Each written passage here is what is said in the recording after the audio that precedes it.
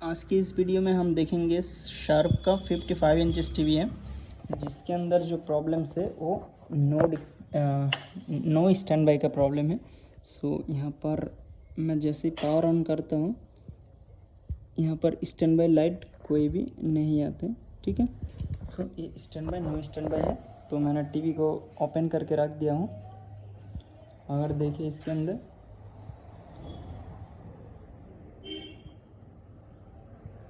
ये power supply का voltage वगैरह है 5 वोल्ट 16 वोल्ट इस तरीके की इसका वोल्टेज आउटपुट हो रहा है। और यहाँ पे जो बोर्ड है, इस नंबर का बोर्ड है। ये एक एंड्रॉयड में भी होगा, स्मार्ट टीवी है। तो इसके अंदर फर्स्ट हम क्या करेंगे, इसका जो वोल्टेज चार्ट है वो चार्ट मेरे पास नहीं है। तो यहाँ पर मैं जो काम करता हूँ मेन बोर्ड रिपेयर या जो भी है, मैंने कोई चार्ट इस तरीके की फॉलो करके नहीं करता हूँ। तो मैं जो अपना हर एक इंसान का तरीका होता है अलग अलग रिपेयर करने का, तो मैंने यहाँ पर वोल्टेज मेजरमेंट करेंगे। फर्स्ट मैंने मल्टीमीटर को वोल्टेज रेंज में सेट कर दिया। सो यहाँ पे फर्स्ट हम आइडेंटिफाई करेंगे सारे वोल्टेजेस प्रेजेंट हैं कि नहीं है। यहाँ पर जो वोल्टेज इनपुट हो रहा था वो यहाँ पे 15 वोल्ट इनपुट हो रहा है। सो यहाँ पे एक कॉइल लगा हुआ है, अगर हम इसको देखें ये 15 वोल्ट है। ठीक है, यहाँ पे एक रेगुलेटर लगा हुआ है, उसका रेगुलेटर से ये आउटपुट होगा कितना वोल्ट है। यहाँ पे अगर हम इसको चेक करें, इसका आउटपुट 5 वोल्टेज है। तो इस तरीके की जितना भी कॉइल्स होंगे वहाँ पर मीन्स रेगुलेटर का जो आउटपुट वोल्टेज है वो बन रहे कि नहीं बन रहे हम मेज़रमेंट कर लेंगे। ठीक है, तो हमें यहाँ पे 3.5 वोल्ट मिल गया, 5 वोल्ट। और उसके बाद इसके अंदर प्रोसेसर है। सो इसका एरिया में जो इसका रिक्वायरमेंट वोल्टेज वगैरह है उसको हम मेज़रमेंट करते हैं। यहाँ पे एक कॉइल है, कॉइल मीन्स ये इनपुट हो रहा है वोल्टेज ब्लैक कलर का।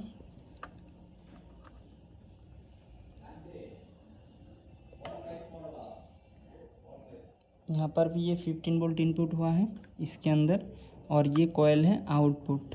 सो इस आउटपुट में कितना वोल्ट बन रहा है, अगर हम इस आउटपुट में चेक करें तो मुझे यहाँ पे 1.1 वोल्ट मीन्स 1.2 वोल्ट के अकॉर्डिंग में मिला है, जो इस प्रोसेसर के अंदर एंटर होगा। तो हमें 3.3 ढूंढना है। यहाँ पे एक कॉइल है, इसके अंदर अगर हम चेक करें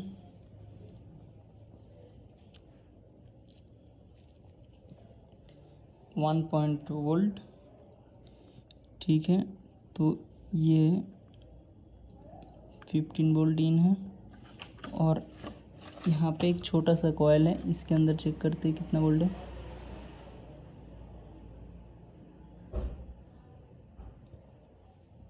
इसके अंदर जो वोल्टेज आउटपुट हो रहा है ये रैम का सप्लाई है 1.5 वोल्ट। ठीक है, सो यहाँ पे हमको 1.2 वोल्ट मिला, यहाँ पे 1.5 वोल्टेज मिला। अब इसके अलावा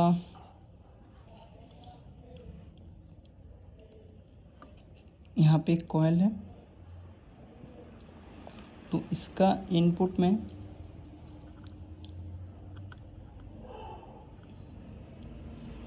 यहाँ पर जो रेगुलेटर है इसका इनपुट में भी 15 वोल्ट है, और ये आउटपुट है। आउटपुट के अंदर अगर हम चेक करें ये 12 वोल्ट बन रहा है, जो पैनल के लिए जाएगा, और ऑडियो आईसी होगा तो उसके अंदर जाएगा। ठीक है, तो हमें 3.3 वोल्ट का रेगुलेटर कहाँ है, यहाँ पर और एक रेगुलेटर है, इसके अंदर कितना वोल्ट इनपुट हो रहा है, इसके अंदर 5 वोल्ट इनपुट हो रहा है। और आउटपुट चेक करें तो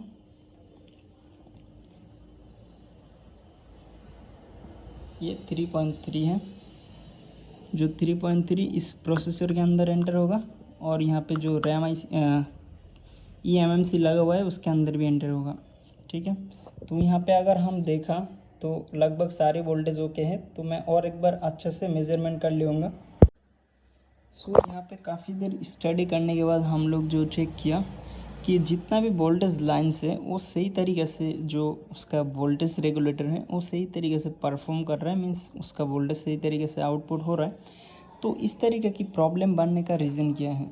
जैसे कि टीवी जब ऑटोमेटिक ऑन हो जाता है, पावर ऑन हो जाता है, उसके बाद क्या होता है, स्टैंड बाय लाइट ऑफ हो जाता है।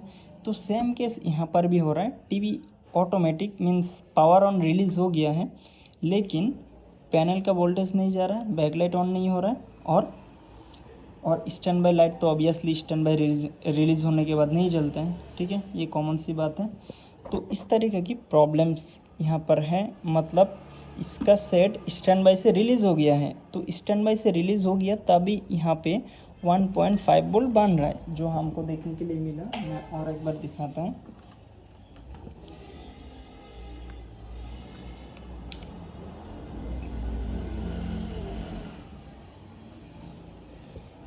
ये जो रैम का सप्लाई होता है 1.5 वोल्ट, ये स्टैंड बाय रिलीज़ होने के बाद ही क्या होता है, जनरेट होता है। अगर स्टैंड बाय में टीवी रहेगा तो 1.5 वोल्ट नहीं आएगा, या तो रैम को एक्सेस नहीं मिलेगा। ठीक है, जब तक ये प्रोसेसर काम करना स्टार्ट ना करें। तो यहाँ पे क्या केसेस हो सकता है, स्टैंड बाय से तो टीवी रिलीज़ हो गया लेकिन फिर भी पावर ऑन नहीं हो रहा है। सो स्टैंड बाय रिलीज़ ना होने का मीन्स स्टैंड बाय तो रिलीज़ हो गया लेकिन ये फिर भी ऑन ना होने का रीज़न क्या हो सकता है? ये जो प्रोसेसर होता है, ये इसका कम्युनिकेशन अगर फेल हो गया है, कम्युनिकेशन यहाँ पे जो रैम लगा हुआ रहता है, ठीक है, ये अगर प्रोसेसर ड्राई हो गया तो हो सकता है इसका कम्युनिकेशन फेल्ड है, या तो यहाँ से डेटा एक्सेस करेगा। अगर इस डेटा एक्सेस में कोई प्रॉब्लम्स आ रहा है, उसको एक्सेस नहीं मिल रहा है, तो इस तरीके के रैम अगर स्टैंड बाय से रिलीज़ हुआ और रैम एक्सेस नहीं मिला तो क्या होगा, टीवी हैंग हो जाएगा, या तो आगे का प्रोसेस काम नहीं करेगा। सो इस तरीके की प्रॉब्लम हो सकता है। समटाइम्स सॉफ्टवेयर का भी प्रॉब्लम्स हो सकता है, समटाइम्स इसका कम्युनिकेशन का कोई लोचा हो सकता है।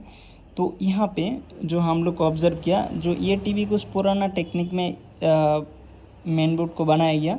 तो यहाँ पे ये जो रैम है, ये रैम का बाजू में क्या होता है, इस तरीके के रेजिस्टेंस का गैंग होता है। ठीक है, यहाँ पे अगर हम देखें, ये सारी की सारी जहाँ पर रैम लगा हुआ है उस, ये रैम क्या है, इस प्रोसेसर से कम्युनिकेट है पूरी तरीके से। तो हम लोग देखा था कई सारी बोर्ड का, जो पुराना ज़माने का बोर्ड है उसका कम्युनिकेशन फेल होता था इस गैंग रेजिस्टेंस से। तो हम क्या करेंगे, ये जो रेजिस्टेंस है 50 ओम्स या तो 0 ओम्स का रहता है।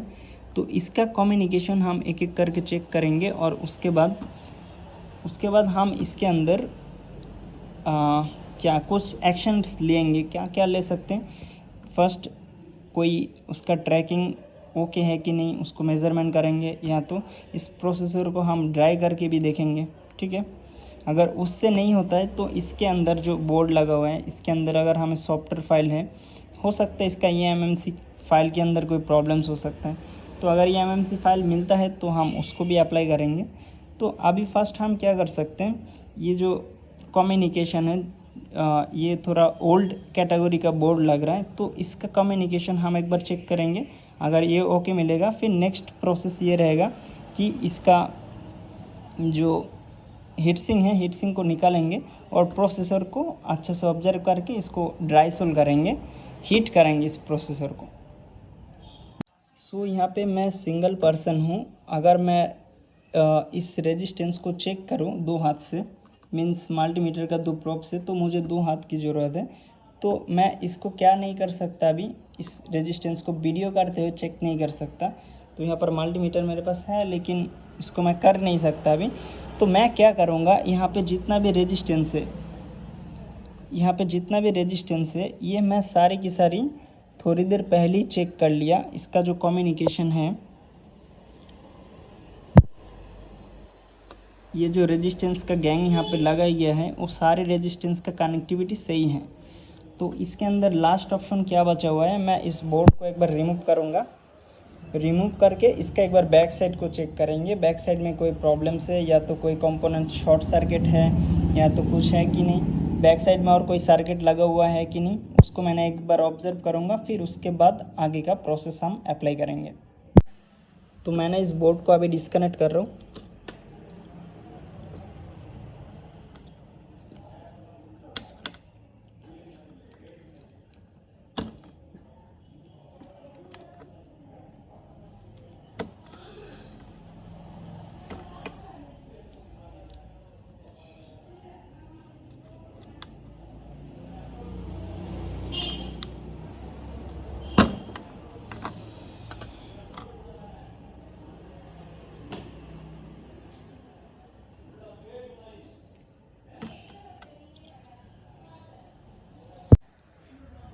सो ये बोर्ड मैंने निकाल लिया और यहाँ पे एक छोटा सा रेगुलेटर है, ये मेरे को लगता है 1.8 वोल्ट का है, जो eMMC लगा हुआ है उसका VCC कोर के लिए होगा।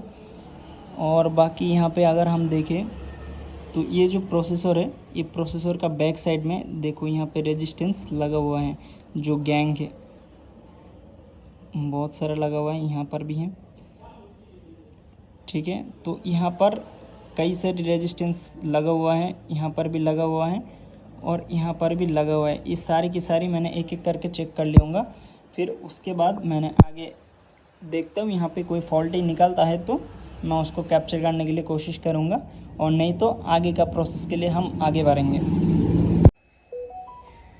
ओके, तो मैं इतना देर से शॉप में अकेला था, तो अभी इंसर्ट मोहन सर जी आ गया, तो अभी मैं आगे का वीडियो रिकॉर्ड करूँगा। तो मैं जो भी चेक करने का ज़रूरत पड़ेगा इनसे कराऊँगा।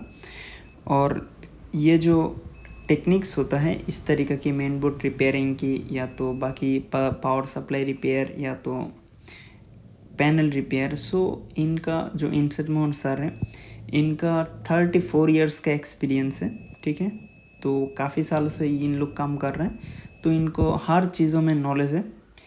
तो ये जो टेक्निक्स है इस तरीके की, सो इन्हीं का मेथड है। तो अभी जितना भी आप सेमिनार वगैरह अटेंड करते होंगे, ठीक है, वहाँ पर ज़्यादातर क्या है, इनका कॉपी वर्जन है। मीन्स अगर देखोगे तो इनका नॉलेज बहुत जगह पर शेयर होता है, ठीक है, जो ट्रेनिंग सेमिनार वगैरह होता है उसके अंदर।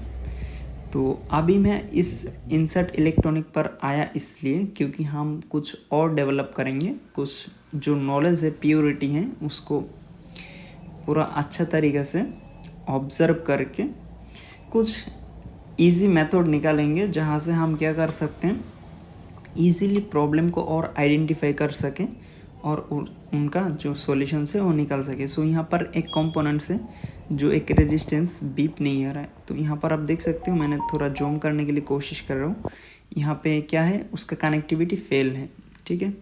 तो एक कनेक्टिविटी फेल होने के लिए पूरा बोर्ड डेड हो गया, तो ये डेड बोर्ड का कंडीशन पर है। तो अभी जो रेजिस्टेंस है वो 50 ohms का था, लेकिन वो अभी ओपन है। तो मैं यहाँ पर क्या कर रहा हूँ, इसको जस्ट जम्पर कर रहा हूँ, मीन्स शोल्डिंग कर दे रहा हूँ ताकि कम्युनिकेशन वापस हो जाए। तो ये प्रॉब्लम आइडेंटिफाई करना थोड़ा सा डिफ़िकल्टी होता है। सो यहाँ पर आप देख सकते हो ये 50 ohms का अकॉर्डिंग में है, तो इसको जम्पर भी कर सकते हैं। जितना भी रेजिस्टेंस का कॉम्बाइंड रेजिस्टेंस का गैंग लगा हुआ है, सो यहाँ पे एक रेजिस्टेंस ओपन मिला, तो हम लोग इसको जम्पर कर दिया। अभी जम्पर करने के बाद इसको चेक करेंगे आगे का प्रोसेस। अगर टीवी ऑन हो जाता है ठीक है, नहीं तो हम कुछ और भी करेंगे। तो अभी ये जो टीवी पैक कर रहा है ये है इंसर्ट मोहन सर जी। सो बहुत सारे लोग इनको नहीं जानते हैं, जिन लोग इनका ट्रेनिंग अटेंड किया है बस उन्हीं लोग जानते हैं, ठीक है। तो अभी हम लोग पूरी तरीके से क्या कर रहा हूँ, स्टडी कर रहा हूँ, ठीक है। हम इतना कुछ नॉलेज डेवलप होने के बाद भी हम स्टडी करते रहते हैं, फिर भी हमको लगता है कि और जानना ज़रूरी है। तो बहुत सारा ऐसा व्यूअर्स होता है जो हमारा वीडियोस देखते हैं, तो उन लोग को लगता है कि हम लोग बहुत कुछ जान गया हूँ और कुछ नहीं बचा हुआ है। जितना भी टेक्नोलॉजी आते रहेगा ना, उसके अंदर नया नया चेंजेस आते रहेगा। अगर आप हमेशा अपडेट नहीं रहोगे तो पीछे पड़ जाओगे, और उसके बाद इस कंपटीशन में आगे बढ़ने के लिए आप कितना भी मेहनत करो बहुत टाइम लग जाएगा आपको। इतना इजी नहीं होता है, ठीक है, हर चीज़। क्योंकि प्रॉब्लम्स को आइडेंटिफाई करना, फिर उसका सॉल्यूशन के लिए वो सारी चीज़ होना, जैसे कि सॉफ्टवेयर की अगर प्रॉब्लम आता है तो उस केस में आपको सॉफ्टवेयर करके उसको वेरीफाई करना चाहिए सॉफ्टवेयर का ये प्रॉब्लम है कि नहीं है। अगर सॉफ्टवेयर अवेलेबल नहीं है तो आप किस तरीके से करोगे उसका सॉल्यूशंस, ठीक है। और कभी कभी ऐसा होता है कि वो सॉफ्टवेयर ना मिलने पर उस बोर्ड को चेंज किया जाता है, या तो उसके अंदर जो कंपोनेंट्स लगा हुआ है वो ना मिलने पर बोर्ड को चेंजेस किया जाता है, ठीक है। तो इस तरह के हम लोग जो LG का 32 इंचेस 22 इंचेस का बोर्ड फेस करते हैं, जहाँ पे आईसी को हीट करने से क्या होता है, टीवी चालू हो जाता है, कुछ दिन चलता है, फिर वापस प्रॉब्लम में आ जाते हैं। तो वो इस तरीके की प्रॉब्लम जो होता है वो रैम के लिए होता है, ठीक है। उसका जो रैम है ड्राई कनेक्शन हो जाते हैं, जैसे ही हम हिट करते कनेक्शन वापस जुड़ जाते हैं, तो क्या होता है टीवी वापस चलने लग जाता है। लेकिन कुछ ही दिनों बाद या कुछ महीने के बाद फिर से उसी प्रॉब्लम में आ जाते हैं। लेकिन जब हम वोल्टेज चेक करेंगे बोर्ड के अंदर सारे वोल्टेजेस ओके मिलेंगे, ठीक है। बात ध्यान से समझना, जो रैम की प्रॉब्लम्स होता है, अगर रैम की प्रॉब्लम्स होता है तो हमारा जो बोर्ड है वो सारे वोल्टेजेस ओके मिलेंगे, लेकिन रैम एक्सेस ना मिलने पर क्या हो जाता है आगे का प्रोसेस नहीं होता है, पैनल ऑन नहीं होता है। तो इस तरीके की प्रॉब्लम शो अप होता है। सो यहाँ पर आप देख सकते हो टीवी को जैसे हम इसको ऑन किया तो ये पिक्चर बन गया, मीन्स इसका जो रैम का कम्युनिकेशन था वो ब्रेक था। जैसे ही हम इसको जंपर कर दिया तो ये प्रॉब्लम सॉल्व हो गया। और ऐसा एलजी का बहुत सारा टीवी है जो प्रोसेसर ड्राई का फेल है, सोनी का भी कई सारे बोर्ड हैं जो प्रोसेसर ड्राई का फेल है। तो ड्राई करने से क्या होता है उसके अंदर जो कनेक्शन है वो वापस जोड़ने लग जाता है, तो उसका जो रैम एक्सेस करना या तो कोई डेटा लाइन मिसिंग था वो मिलने पर क्या है टीवी चालू हो जाते हैं। तो कई सारे लोग इसको बिलीव नहीं करते या तो मानते नहीं है, ठीक है, ड्राई करने से बन जाता है। जब आप खुद इन चीज़ों को प्रैक्टिकली करोगे तब आपको समझ में आएगा, ठीक है। तो ये इसका बोर्ड था और ये बोर्ड मिलना भी मुश्किल होगा, ठीक है, बहुत ही रेयर केस में इन चीज़ों का सॉफ्टवेयर मिलेगा। तो बहुत ऐसा कॉमन मॉडल्स है जिसका सॉफ्टवेयर वगैरह अवेलेबल है हमारे पास। सो आई होप आपको समझ में आ गया। Thanks for watching.